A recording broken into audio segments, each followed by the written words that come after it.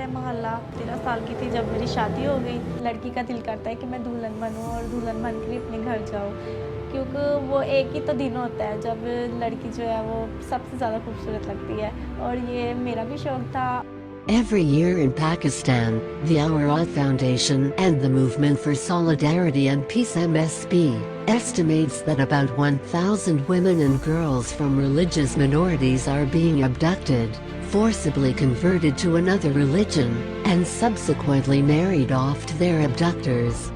Pakistan has signed and ratified several international conventions such as the International Covenant on Civil and Political Rights and Convention on the Elimination of Discrimination Against Women, which confirms every woman's right to enter marriage only with free and full consent. Unfortunately, Pakistan has consistently failed to fulfill its legal obligations under these international treaties. Abductions, forced conversions and forced marriages are a serious problem continuously faced by Hindu and Christian women and girls in Pakistan. The Human Rights Commission of Pakistan has reported that the Pakistani police often turns a blind eye to reports of abductions and forced conversions, which creates an environment of impunity for the perpetrators. It has been found in various newspapers that the police either refuse to issue first information reports or falsify the information in them. Chairperson of the Human Rights Commission of Pakistan, Amarnath Mochwal, notes that at least 20 Hindu girls are abducted every month.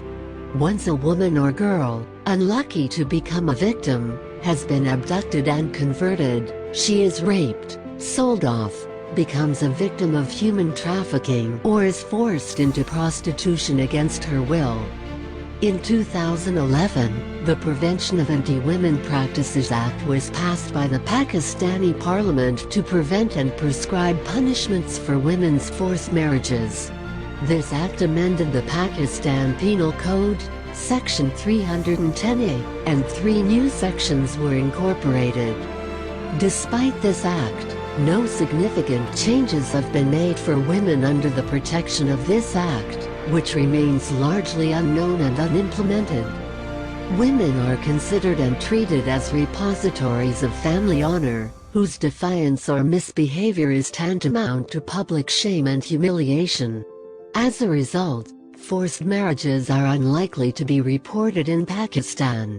In Pakistan, women and girls are valued as second-class citizens. They are forced to renounce their family shares to their husbands. There is a tight control on women's bodies and their sexuality, and it is often dictated to whom she can or cannot marry. According to an article from the Awaraat Foundation, women are either married forcibly, kept from marriage, or subjected to severe physical and mental abuse to prevent them from marrying or claiming any rights to family estates or inheritance.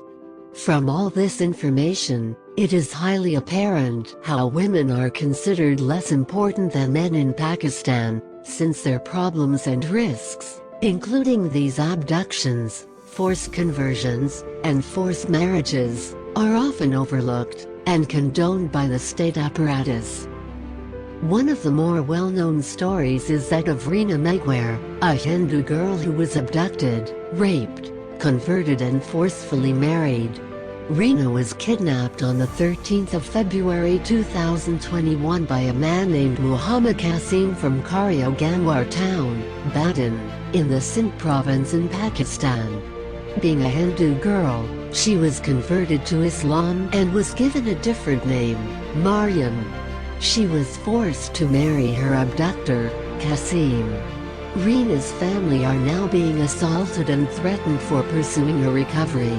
Additionally, Reena's abductors attempted to kidnap Reena's 8-year-old cousin as well.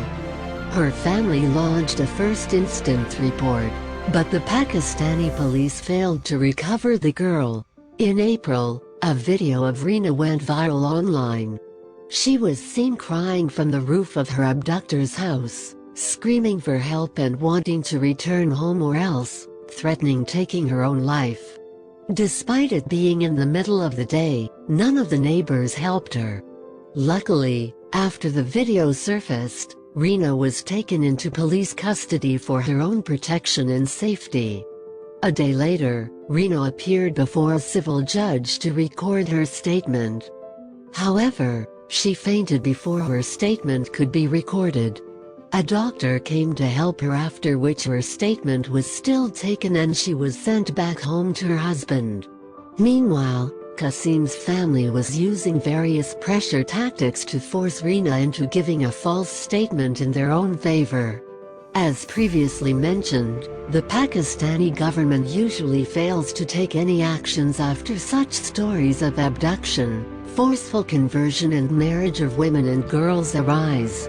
Oftentimes, the family of the victims are the ones taking the means necessary to make sure that their loved ones are safe and freed from their abductors. In other news from February 2021, the family of a 12-year-old girl in Pakistan have criticized the Pakistani authorities for refusing to act. The 12-year-old victim was chained up in a cattle pen for over 6 months, after she was allegedly kidnapped and forced to marry her abductor. The case was taken up by the Parliamentary Committee of Human Rights in the Senate of Pakistan. The victim confessed before the magistrate that she married her abductor of her own free will and that she wanted to live with him, as stated by Musaddiq Riaz, a detective of Faisalabad police. But the father of the girl said she was forced to make that confession. The police found her in a house 110 kilometers away from her family home, where she was repeatedly raped and subjected to physical and mental torture. Additionally, she was forcibly converted to Islam and she was kept as a slave to clean animal dung with a chain attached to her ankles. The girl's father stated that the Pakistani police was not registering his complaint and even threatened him for being a minority Christian, as well as using discriminatory remarks. Minorities in Pakistan face discrimination frequently. Teenage girls from religious minorities are targeted for forced conversions and marriages due to gaps in the laws, via which perpetrators go mostly unpunished, as well as deeply rooted societal issues.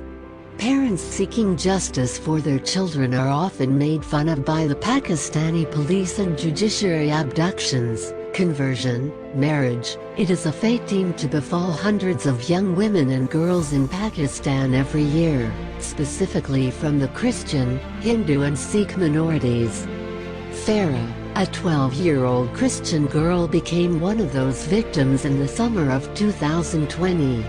She was taken away from her home on June 25, 2020, shackled, forced to convert to Islam, and forced to marry her kidnapper. She was abducted, raped and treated like a slave, chained onto her ankles, tied with a rope and ordered to clean the abductor's home and take care of animals in the yard. According to a report from Movement on Solidarity and Peace, it is widely believed to be legally acceptable under Sharia law to marry under 16 years of age, but only if those marrying each other are both Muslim. This is the basis of almost all situations of forced marriages, as well as what happened in Farah's case. First, they are forced into conversions, after which they can be married to their abductor, whether it is in their free will or not.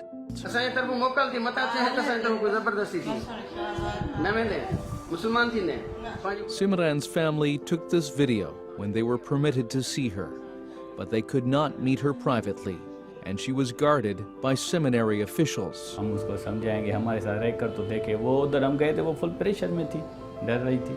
अभी आप उसकी video देखें और वो लोग उसको इशारे दे रहे थे. This crime is widely committed, but the authorities take little action. In Farah's case, it took 5 months of desperate lobbying before her abductor was arrested and Farah was set free. But more bad news was just around the corner. Farah was most likely coerced into making a statement saying she agreed to the marriage and conversions. Even though almost all women and girls in this situation will say this in court, It must be carefully determined whether these statements were actually made under coercion or out of free will. On February 16, 2021, 8 months after her abduction, judges from the Faisalabad's District and Sessions Court ruled that Farah's marriage had not been registered properly and was invalid under the law. Despite being rescued or set free by a judicial ruling, women and girls will continue to live in fear. Threats are made to abduct them again or kill their family, so the trauma grows.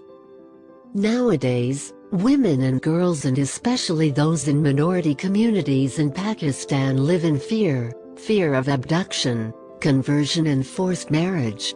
Forced marriage goes hand in hand with forced conversions. One rarely happens without the other. Their fear grows, and it will only grow bigger if the government continues to fail to take action condemning, addressing and preventing these human rights violations.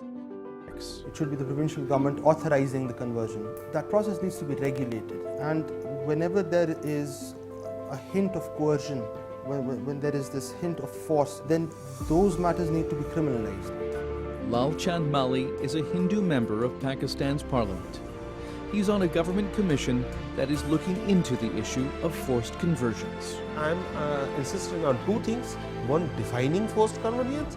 Number two, law on conversions.